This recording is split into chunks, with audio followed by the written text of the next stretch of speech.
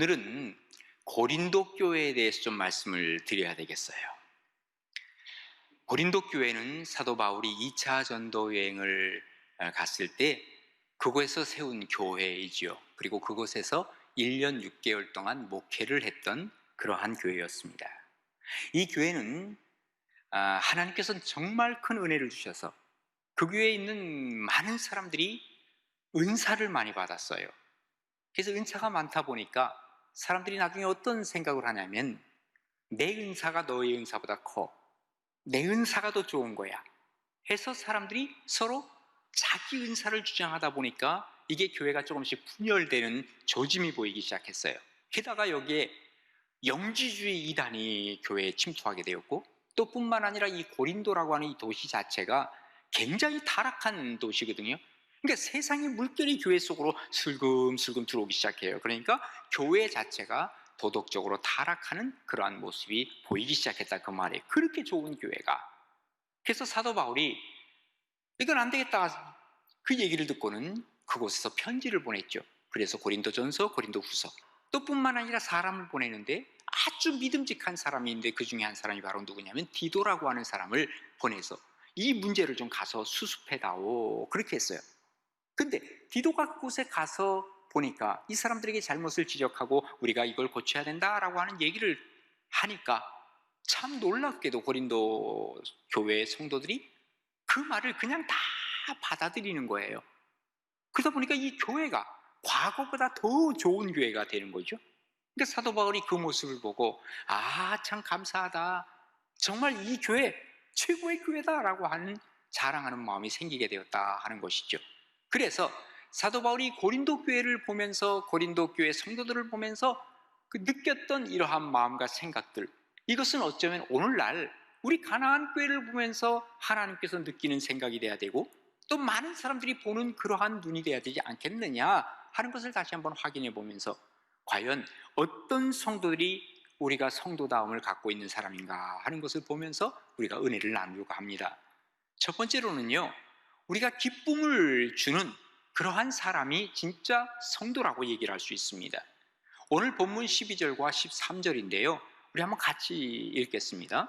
그런즉 내가 너희에게 쓴 것은 그 불의를 행한 자를 위한 것도 아니요 그 불의를 당한 자를 위한 것도 아니요 오직 우리를 위한 너희의 간절함이 하나님 앞에서 너희에게 나타나게 하려 함이로다.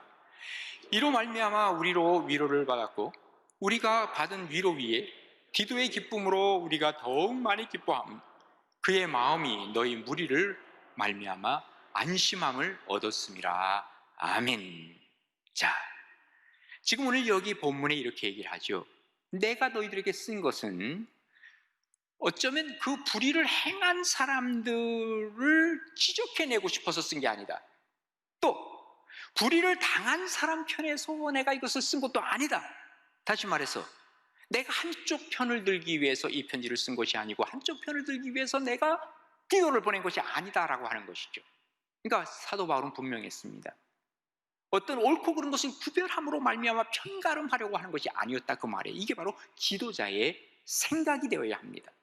지도자들은 내가 싫어하는 사람까지도 내가 포용하고 가야 하는 사람이 바로 지도자입니다. 내가 너를 싫어하면서 내치려고 하고 편을 가르려고 하면 지도력이 암만 해도 상실될 수밖에 없고, 그리고 그 공동체를 하나로 만드는 것이 아니라 분열로 이끌어가는 수밖에 없다 하는 얘기입니다. 사도 바울은 분명히 얘기합니다. 내가 그 불의를 행한 자를 위함도 아니고 불의를 당한 자를 위한 것도 아니라 오직 뭐라 그랬어요? 우리를 위한 너희의 간절함이 하나님 앞에서 너희에게 나타나게 하려 함이니라 그랬어요. 하나님께서 원하시고 하나님께서 바라시는 것이 무엇인지 그것을, 그런 교회를 세우기 위해서, 그런 성도가 되기 위해서 내가 이 편지를 쓰고 있다라고 하는 것을 얘기하고 있는 것이죠. 그러면서 이로 말미암아 우리가 위로를 받았대요. 그리고 우리가 받은 이 위로 위에 디도가 그것을 보면서 기뻐했대요. 그러니까 디도가 또 그 얘기를 바울에게 전달해 주니까 바울 역시도 너무너무 기쁨이 넘쳐서 정말 이제는 내가 안심할 수 있다, 이렇게 편지를 쓰고 있다 그 말입니다. 한마디로 말해서 디도를 통해서 고린도 교회의 잘못을 지적했는데 그 지적함을 받은 이 사람들이 회개하기 시작했고, 이 회개함으로 말미암아 디도가 전해준 사람이 기뻤다 그 말이에요. 그러니까 사도 바울도 그것이 기뻤어요. 무엇 때문에 그런 줄 아십니까? 이것이 바로 복음의 능력이라고 얘기를 할 수 있어요. 여러분, 어느 누구든지 내가 잘못하는 것 알면서도 누군가 나를 지적해주면 기분 나빠합니다. 내가 지금 그 얘기 들을 뿐번이냐 그럽니다. 사실은 잘못된 것은 지적받아야 함에도 불구하고 이것을 받아들이지 않기 때문에 우리가 변화되거나 우리가 세상에도 기쁨을 전해주지 못하는 이유가 바로 그런 데 있는 것입니다. 그런데 고린도 교회 사람들은 바로 디도가 이 말을 전해주니까 그대로 이것을 복음으로 받고 그들이 변화되어서 세상 사람들에게 기쁨을 주고 바울에게도 기쁨을 주는 그러한 성도가 되었다라고 하는 얘기입니다. 로마서 14장 17절에 보면 하나님의 나라가 무엇이냐? 하나님의 나라는 먹는 것과 마시는 것이 아니요 오직 성령 안에 있는 의와 평강과 희락이라 그랬어요. 그러니까 의로움이 우리 속에 들어오기 시작하면 내가 잘못된 것을 지적받을 수밖에 없고 불의가 드러나게 되었고 그럼에도 불구하고 이 불의를 바꿔서 의롭게 만들어가는 거예요. 그러다 보면은 그 마음속에 뭐가 찬다고요? 평강이 찾아오고 평화가 우리에게 깃들게 되는 것이죠. 그때 오는 것이 바로 기쁨이라는 거예요. 희락이라는 거예요.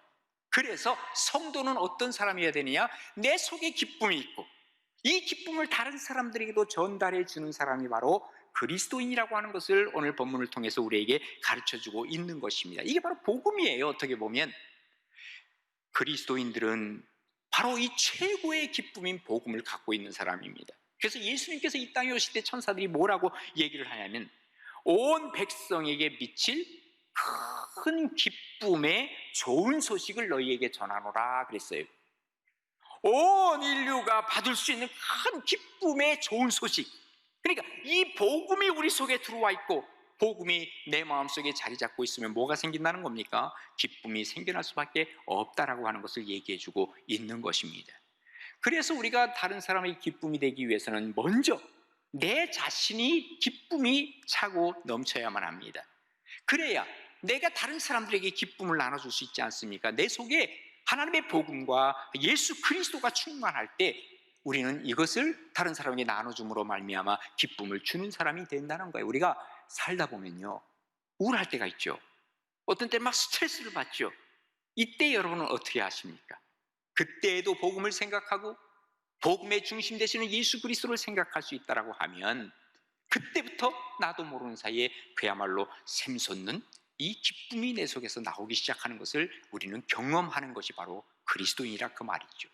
그런데 사실 우리 그리스도인들이 주일날 예배 한번 드리는 거로 모든 것이 끝나는 사람들이 사실은 많이 있습니다. 그러기에 주님을 생각하지 못하기에 삶 속에서는 이 기쁨을 잃어버리고 사는 경우가 참 많더라고 말이에요. 여러분 하루가 24시간입니다.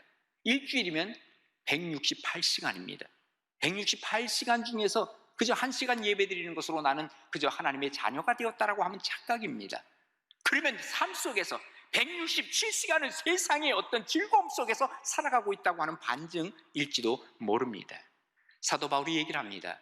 우리에게 기뻐하라 그리고 기도하라 감사하라 얘기를 하지만 그 앞에 붙은 말이 더 중요한지도 몰라요. 항상 기뻐하라, 쉬지 말고 기도하라, 범사에 감사하라. 이건 뭐예요? 언제나 하나님 앞에 언제나 기뻐하고 기도하고 감사할 수 있어야 된다는 거예요. 이게 바로 그리스도인의 동력이요, 그리고 이것이 바로 그 중심에 예수 그리스도가 계신 것이요 복음이 있을 때 내 속에서 기쁨이 솟아나오기 시작하는 거예요. 그러니까 예수님이 내 속에 계시니까 어떻게 해요? 내게 샘솟는 기쁨, 내게 샘솟는 기쁨. 샘이 막 솟아나오니까 내가 기뻐요. 그리고 이 샘을 어떡할 거예요? 버려요? 아니에요. 다른 사람에게 이 샘물을 먹여줘야 되잖아요. 그래서 바로 복의 근원이 되어서 다른 사람들에게 이 기쁨을 나눠주는 사람이 되는 것이 바로 우리 그리스도인의 삶의 스타일이요 삶의 모습이라고 얘기하고 있는 것입니다. 복음 그 자체, 예수 그리스도 그분께서 나에게 주시는 이 기쁨이 우리 가운데 들어왔을 때 이 기쁨을 나눠주는 사람이 되어질 수 있다고 한다면 기쁨의 시너지 효과라고 얘기를 할 수 있죠. 바로 이 고린도 교회가 그랬습니다. 사도 바울이 디도를 보내면서 내가 너희를 불의한 자를 내가 지적하거나 불의를 당한 자를 내가 편에 서려고 하는 것이 아니라 하나님께서 나에게 주신 간절함으로 말미암아 하나 되는 너희들을 보면서 내가 기뻐하고 싶다. 그런데 보니까 디도가 너희들을 위로했을 때 디도도 기뻤고, 그리고 디도가 나에게 바로 이 고린도 교회가 그렇게 바뀌어가고 있습니다 하는 모습을 보니까 내가 너무너무 기쁘다. 사도 바울에게도 기쁨을 주는 고린도 교회가 되었다라고 하는 것, 이게 바로 그리스도인이 가야 할 길이라 그 말입니다. 우리 가나안교회 모든 성도님들이 세상에 아무개 해도 어떤 사람들에게도 그저 기쁨을 전해줄 수 있고 기쁨을 전달해주는 복된 우리 가나안의 모든 식구들 되어서 정말 하나님 앞에 칭찬받고 하나님이 기뻐하실 만한 우리 모두가 되어지기를 주님의 이름으로 축원합니다. 그 다음에 진정한 그리스도인의 어떤 성도다움은 자랑할 만한 그러한 사람이라고 얘기를 할 수 있습니다. 오늘 본문 14절입니다. 한번 같이 읽습니다. 내가 그에게 너희를 위하여 자랑한 것이 있더라도 부끄럽지 아니하니 우리가 너희에게 이른 말이 다 참된 것 같이 디도 앞에서 우리가 자랑한 것도 참되게 되었도다. 아멘. 사도 바울은 디도에게 고린도 교회에 대해서 자랑을 했던 모양이에요. 고린도 교회가 이렇게 은사를 많이 받고 이런 교회였다 하는 얘기를 하면서도 마음속에 어떤 마음이 좀 들었느냐면 좀 부끄러운 마음이 들었어요. 왜 그랬을까요? 어쩌면 고린도 교회를 자랑하는 것이 마치 고린도 교회를 세운 사람이 누구예요? 바울이에요. 그러니까 마치 자기 스스로를 자랑하는 것 같이 약간의 부끄러움이 있었다는 거예요. 그런데 디도가 이제 문제를 해결하러 갔단 말이에요. 근데 이 사람들이 이 문제를 다 자기들이 수용하고 받아들이면서 변화된 이 모습을 보면서 내가 부끄러움이 좀 있었지만 그것이 아니다. 너희들은 진짜 내 참된 자랑이 될 수 있다. 이 얘기를 하고 있는 거예요. 고린도 교회 성도들이 디도를 통해서 주는 이 책망의 소리를 들으면서 넓은 마음으로 이것을 수용해가는 모습을 보니까 너희들이 정말 칭찬받을 만하고 너희들이 나의 자랑거리가 된다라고 하는 것을 얘기하고 있는 것입니다. 가끔가다 우리 목사들이 모이면요, 교인 자랑할 때가 있습니다. 우리 교회에 이런 집사님이 있어요, 우리 교회에 이런 장로님이 계세요 하면서 자랑을 할 때가 있단 말이에요. 근데 그때 자랑을 하면서도 약간의 어떤 마음이 드느냐면 사도 바울의 마음이 들어갑니다. 이건 내 자랑하는 거 아닌가? 그런 마음이 들 때가 있어요. 그런데 이 사람을 다른 사람이 또 알게 돼요. 근데 이 사람은 진짜 그런 사람이 하고 누가 맞장구를 쳐주면 그때는 이게 진짜란 말이야 그러면서 마음이 정말 기쁠 때가 있다 그 말이에요. 이렇게 자랑할 만한 사람들이 그리스도인이 될 때 이 사람들은 진짜 그리스도인의 모습을 세상에도 보여주는 것이 된다고 하는 얘기지요. 사도 바울은 그 주변에서 사실은 그를 힘들게 한 사람도 있습니다. 어떤 사람은 변절해서 교인들을 얘기를 하면서 그들을 통째로 자랑스러운 사람이라고 이렇게 얘기하고 있는 겁니다. 우리 가나안교회 모든 성도님들이 정말 하나님의 자랑이 되는 복된 여러분 되시기를 바랍니다.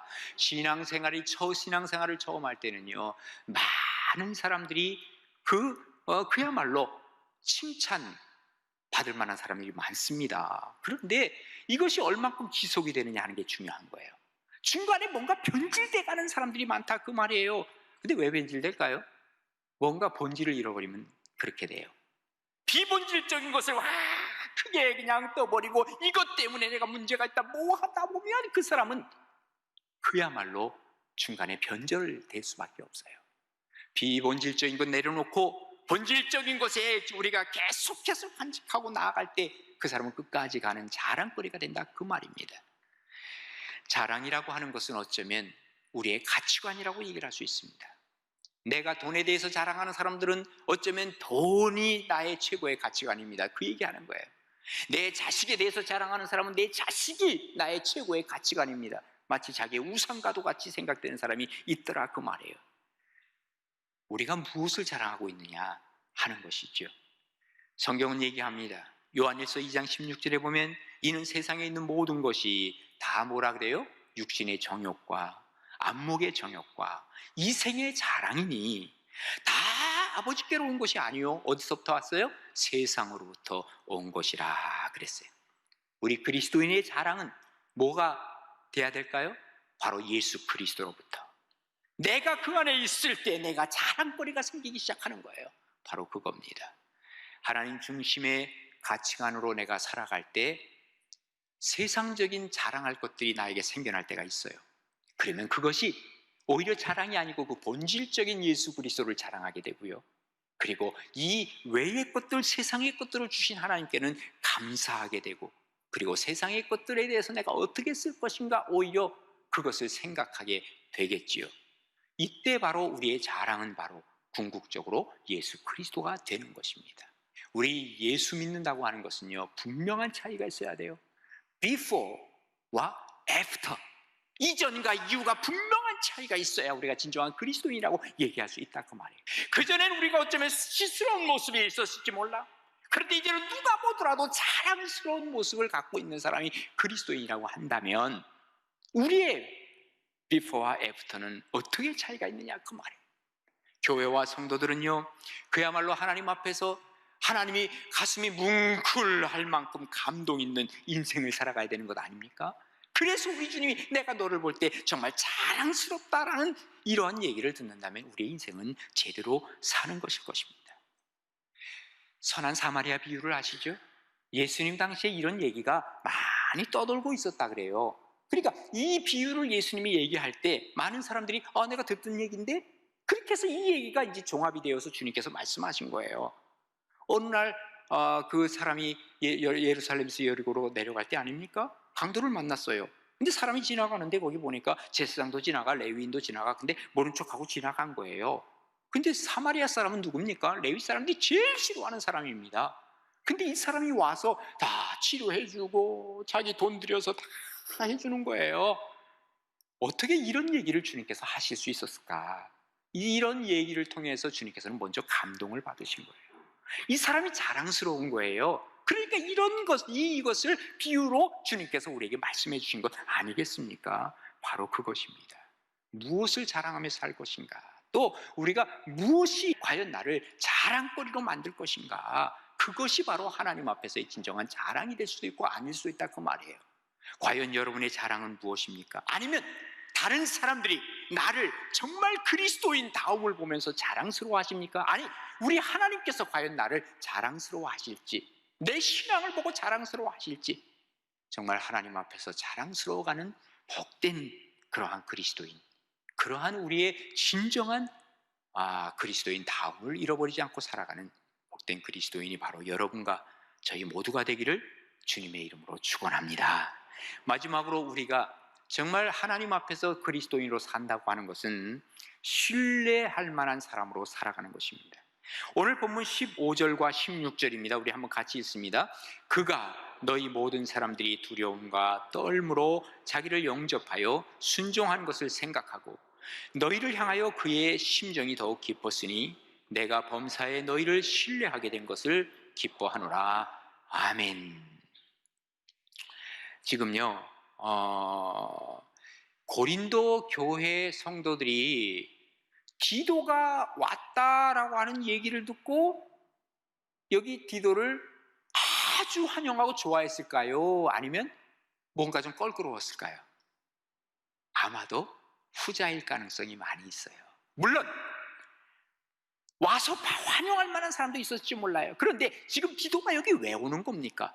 지금 이 문제를 해결하기 위해서 왔다고 하면 이 문제를 분명히 다룰 것이고, 문제를 다루다 보면 자기들의 이 치부가 다 드러나는 거예요. 그래서 어쩌면 환영하고 싶지 않은 사람이 바로 디도였을 수도 있다 그 말이에요. 그런데 놀랍게도 디도가 그 고린도 교회에 가니까 여기 디도를 영접하고, 그리고 그가 하는 말에 순종을 했다, 바로 그겁니다. 왜 그랬을까요?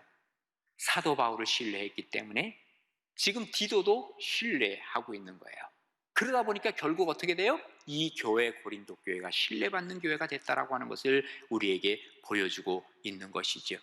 그리스도인들은요, 누구를 믿는 사람이에요? 당연히 예수 믿는 사람이지. 그러면 상호 신뢰가 있어야 돼요. 내 안에 있는 예수, 당신 안에 있는 예수님, 우리가 그러니까 예수님 때문에 서로서로 신뢰해서 서로가 신용을 잃지 않는 사람들이 되어 있는 것이 당연한데, 그렇지 않을 때가 많죠. 어쩌면 세상이 신뢰하지 않는 이유와 우리 하나님이 신뢰하지 않는 이유가 비슷한 것이 많이 있어요. 그러면 사실 세상 사람들의 이 얘기는 하나님의 얘기로 들을 수도 있어요. 어떻게 보면요. 왜 그럴까? 왜 그럴 것 같아요? 여러 가지 이유가 있겠지만 명목상 그리스도인들이 많이 있기 때문에 그래요. 네? 진짜가 아니라 가짜 성도들이 많이 있기 때문이라 그 말입니다. 요즘요 어떤 분들이 그런 얘기를 해요. 코로나19가 참 정말 우리를 어렵게 만들지만 한 가지 좋은 것이 하나 있대요. 뭐냐 하면 가짜와 진짜를 구별해 준대요. 예, 코로나19가. 가만 생각해 보니까 그 말이 틀린 말은 아니에요. 여러분, 우리 그리스도인들이 기본이 뭡니까? 예배 아닙니까? 예배? 예배를 내가 제대로 드릴 수만 있다고 한다면 그 사람 신앙인이라고 얘기를 할 수 있어요. 그러나 내가 예배를 소홀히 한다면 그 사람은 신앙인이 아닙니다. 이미. 예?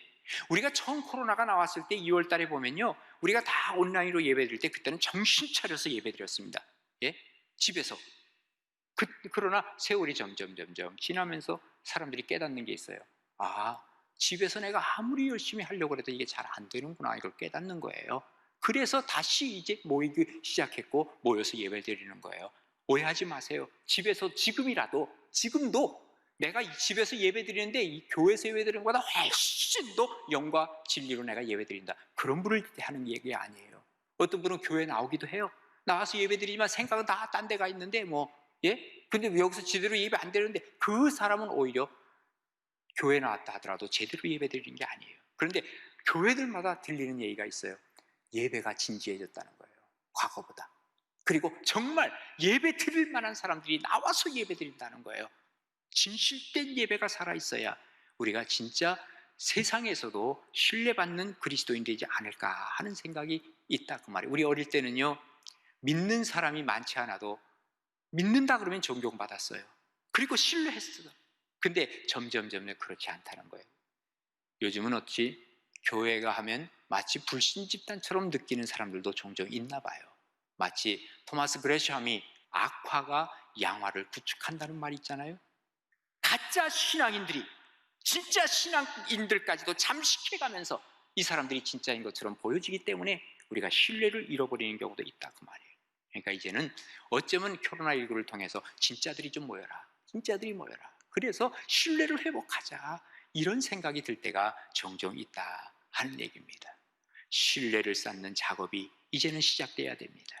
일단 우리끼리라도 우리는 신뢰하며 살아가야만 합니다. 그래야 밖에 있는 사람에게도 우리가 신뢰감을 줄 수 있죠. 교회는 정말 이제 세상 속에서 신뢰를 회복되어야 교회가 세상의 소망이 되는 겁니다. 저는 그래서 이렇게 한번 제안을 해보고 싶어요. 앞으로 1년 동안만이라도 우리가 좀 이 신뢰 회복의 운동을 좀 해봤으면 좋겠다, 그 말이에요. 좀 정직하게 살고 진실하게 손해보더라도 이런 신뢰감을 갖고 세상 속에 한번 나가보자, 이러고 싶어요. 그러면 아마 1년 후가 되면 아마도 우리 한국교회 신뢰도는 껑충 뛸 것이고, 이것이 우리에게는 습관화가 되어서 여기 나도 모르는 사이 예수 냄새, 예수의 향기가 드러나지 않겠는가 하는 것을 생각해 보게 돼요. 행동이 없는 신앙은 죽은 신앙이라 그랬어요. 죽은 신앙 갖고 어떻게 살라 그래요? 그러다 끝까지 가다가 결국은 아무것도 남는 게 없는 것 아니겠느냐, 그 말이에요. 아브라함이 아들 이삭 100세에 다시 얻은 아들이 됐죠. 근데 그가 결혼을 해야 될 때가 된 것 아닙니까? 그때 성경에 보니까 이제 우리 고향에 가서 아내를 얻어와라, 며느리를 얻어와라 해서 아브라함이 메소포타미아로 누구를 보내요? 늙은 종을 보냅니다.